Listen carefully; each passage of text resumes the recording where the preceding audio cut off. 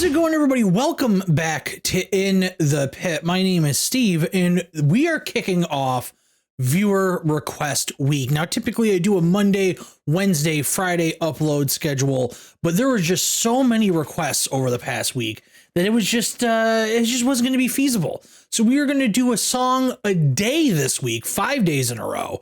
And since I got so much feedback from the Band-Maid video that I put up where we took a look at the song Hate, a lot of those requests were asking for more Band-Maid. Now, there were hundreds and hundreds of comments on that video, and I would say probably a good 70% of them were requesting other songs. So it was a little bit difficult to kind of parse out which ones to kind of go with. So I decided, since I did get so many requests, we were actually going to have two Band-Maid videos this week. We're going to start off today with Manner's Black Hole. Now, I'm assuming due to the length of this and kind of the odd titling that this is two songs kind of put together. Could be totally wrong. I have no idea. But I am interested to get into it because I really did like the last song that I listened to, and I'm very much looking forward to hearing more. I found this live version again. I don't know if this is from the same performance as the other video was, because it was a little difficult to discern from the thumbnail. But I'm curious. I like what they sound like live. I feel like my plan is once I get through these videos of them, checking them out for the channel, I'm going to go and actually listen to the studio recordings. I typically prefer to listen to the studio recording than a live recording when it's my first time listening to a band, when it's my introduction to a band, because in the studio is pretty much what the band wants to sound like. They are trying to project like the optimal version of themselves. And then once a band plays live, depending on the band, of course, they may open things up live. They may screw around a little bit. A lot of people were saying that in the comments, that they kind of add some extra stuff to their live performance. So it's nice to have that basis of the studio version, then kind of check out the live version to see what they do. But we're kind of doing that backwards with this for the purposes of the channel. So without any further ado, why don't we get back into the pit with Band-Maid.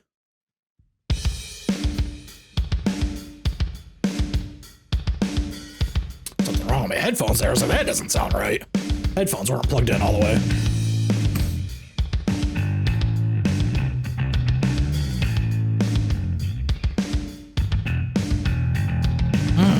Her bass tone is fantastic.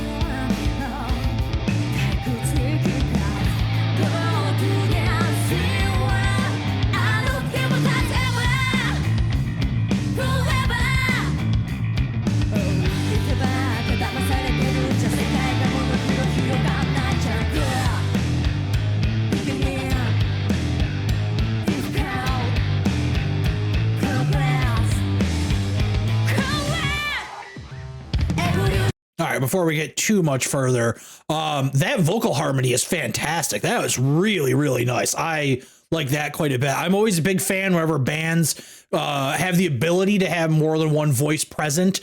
A lot of times, you'll have vocal doubling on a track in the studio. You see that a lot with death metal bands where they have a high pitched scream and a low pitched scream going at the same time. But when it's, traditional singing, which, it's rare that a band can have multiple members, really pull that off at a high level.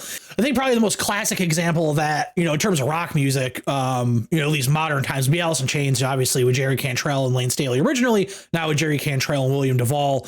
It just adds such a really nice dynamic to their sound. And when Mastodon started doing that as well, they rotate between the three singers in the band. Bill just kind of, stands off to the side. It's always really nice to hear. Bass tone is absolutely fantastic. Drums sound really nice. This is definitely not the same concert. This stage is much more pared down than the other one that we looked at, but they sound fantastic. Pretty simple blues riff, but it's a good solid riff. Carries the song along nicely. So it sounds like maybe we're getting into more of the song. I'm pretty sure we were coming off the hook, unless it was a pre-chorus, but let's get back into it.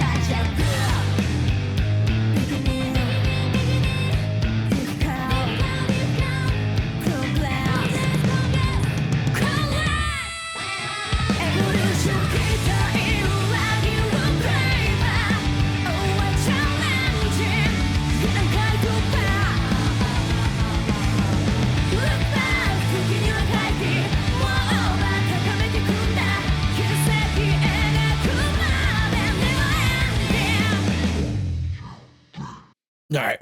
Another good stopping point there. So yeah, I'm assuming with the camera guy in front, and I believe this also, I want to say, take a look at the description real quick. This is 2021. I'm assuming this is COVID era. Obviously Japan was very strict for quite some time with COVID restrictions when it comes to live performances. So I'm assuming this is a closed set. This is probably live streamed or something like that. But yeah, it's nice to have like a very bass forward sound with this song. It's really highlighting the bass. I think it's far too often in rock music, metal music, anything that's got live instrumentation where bass for whatever reason just gets absolutely buried, unless it's a genre where the bass is more of the focus, R&B, blues at times, funk, stuff like that, disco. So it's nice to hear everybody kind of equally represented in the mix. The vocal mix is fantastic between the two. I like that they're harmonizing, but they're also kind of going off on their own separate area there, and they're equally shining. I mean, this is one of those bands, and obviously this, I'm a grand total of 1.5 songs into my time listening to them, but this is a band where I guess, like a good comparison would be Rush, where everybody in the band is a weapon. They've got 2 really solid guitar players, a great lead vocalist, a great secondary vocalist. The drummer's keeping it down. The bass player's very good. You look at a band like Rush where it's like, okay, Geddy Lee could play bass, one of the greatest bass players of all time. You also could play the hell out of the synthesizers and keyboards for, the era where they were really relying on that stuff. Alex Lifeson's an incredible guitar player. And then you had Neil Peart, who, one of the greatest drummers of all time, but also wrote the lyrics for the band. It's a band where everybody is very, very good at what they do. And there's not really like one person that lags behind.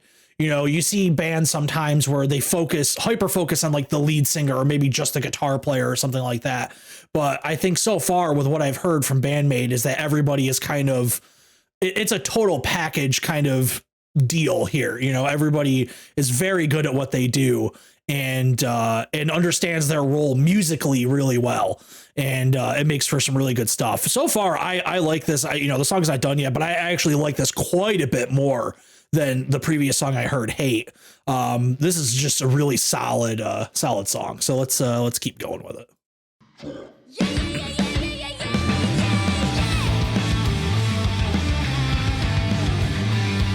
Kind of pauses at a weird time. She had a little bit of distortion there on her voice.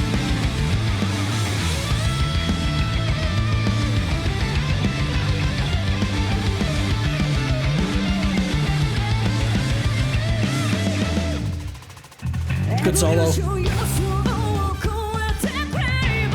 Got horns now?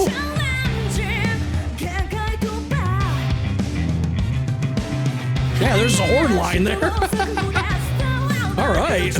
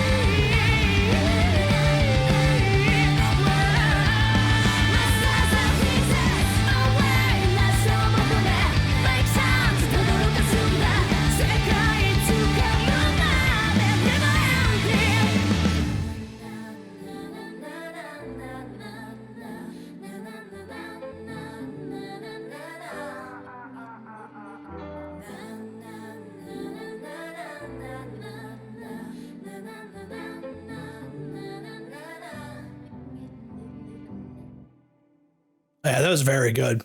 We'll just let it roll into the next song here. This is the one I call the black hole, you know?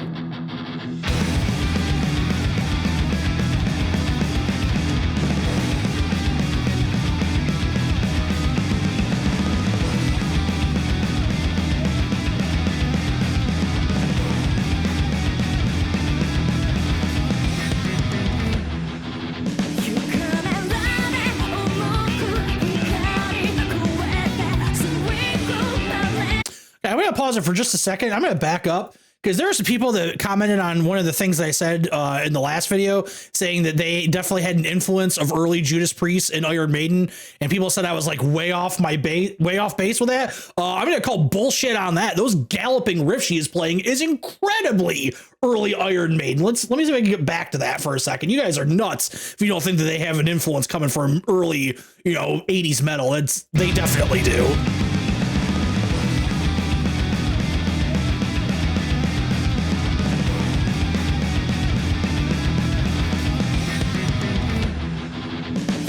Yes, very early 80s metal, 100%.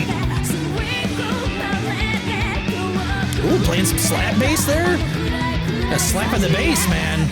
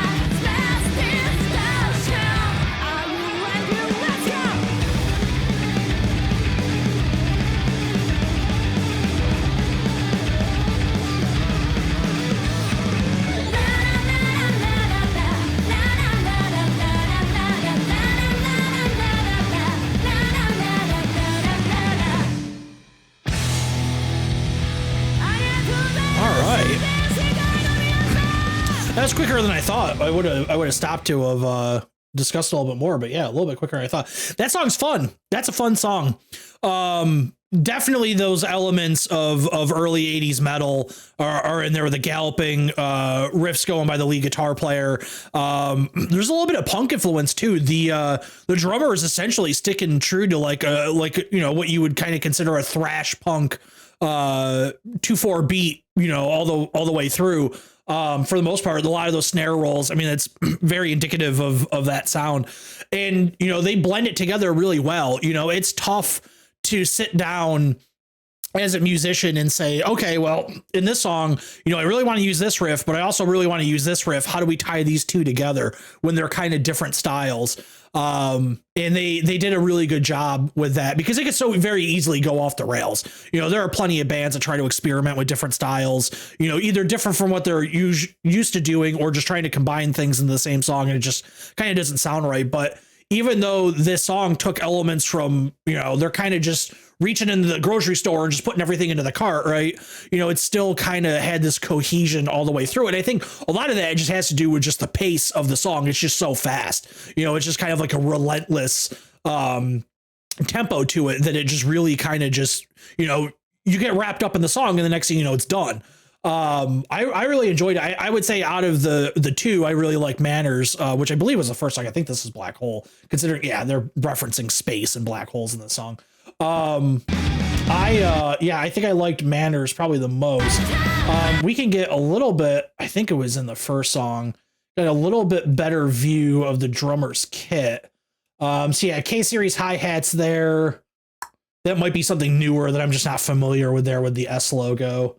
I couldn't tell in the last time I watched them what kind of brand she was using, but it was pointing out to me that's Tama. I just couldn't get a good view, and from that angle and the kind of zoomed out thing, it looked like the Yamaha logo. But yeah, it's a Tama kit. I'm not super up on basses and guitars, so I couldn't tell you. To me, it looks like she's playing a Fender bass, but I can't see the logo on the headstock to confirm. But yeah, they are actually not a Fender. That's not a Fender headstock. Yeah, that could be a Japanese brand I'm not familiar with. Just could be something could be a boutique brand. Using the 5150, pretty tried and true there for the Eddie Van Halen stuff. The orange amp setup is really nice. Orange amps got really big in the 2000s, at least around where I am, for the local like metal and hardcore scene. Pretty much everybody was trying to grab that orange sound, and it sounded so good. So I completely understand why. It was like kind of a big mix. There's a lot of people playing the 5150s, a lot of people playing the orange stuff, and then a lot of people trying to grab the Mesa Boogie rectifiers. And I remember that was a big thing. I was playing in a band with a guy at around that time. I was probably a junior in high school, and I want to say he had a rectifier, and it sounded absolutely fantastic. And then the band I was in that probably went like the furthest, he was a pretty strict 5150 player for his head, and he always had a really strong sound coming out of that. So I definitely have a little bit of familiarity with the amps that they're using. I don't know what the other guitar player is using on the other side. They didn't have too many shots of her where you could see what was behind her. Mostly just her playing. So yeah, maybe one of the wide shots. She could also just be playing direct into the board and not have something behind her as well. Actually, yeah, she might just be running direct. She might not have anything. Oh no, she does. I can't tell what it is. Is that a rectifier? Nah, I can't tell what it is, but yeah, no, she does have something there. I mean, so many bands these days are just plugging direct in and doing digital effects and all that stuff. So it's kind of nice. I would be very curious. I'm curious if like Premier Guitar does the rig rundown videos. I'm curious if they've ever had them come on to break down their pedal board. Even though I don't play guitar, I'm very endlessly fascinated by guitar pedal board breakdown videos. I use a lot of pedals for the music that I play, just not running guitars into. I run keyboard, synthesizers, drum machines, all that kind of stuff through guitar pedals. So I'm always very curious. But yeah, I guess we'll be back in just a moment with some final thoughts. Yeah, so overall, I really enjoyed this. I would say I probably enjoyed both of these songs more than Hate, and that's not to say that that's a bad song by any stretch, because I really like that as well. But I really liked Manners quite a bit, and we've got one more coming this week. I can't remember the name of it off the top of my head. I want to say Freedom, but it could be wrong. So I'm looking forward to that as well. That's actually probably what I'm going to record next, because I try to batch everything together to get around my work schedule. So yeah, I'm digging it. I'm looking forward to kind of getting through these reaction videos so I can start listening to the band on my own time, because like I said, I really want to listen to the studio recordings and hear what they sound like in that scenario. Because I have to imagine if they're putting this much time and effort into getting this nice of a sound live, then I imagine when they have the time to really dial that stuff in the studio, I imagine they probably take a great deal of pride and effort into crafting their recorded sound as well. So yeah, I'm on the train. I don't know what we would really say is they're maids. I mean, I assume maids drive around in cars to get to house or building to building, depending on what they're doing. So maybe we're in the van, maybe we're in the maid van and just rolling around the streets of Tokyo.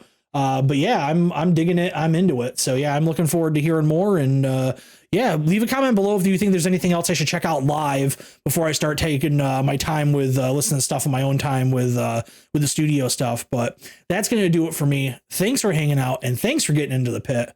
We'll see you again real soon.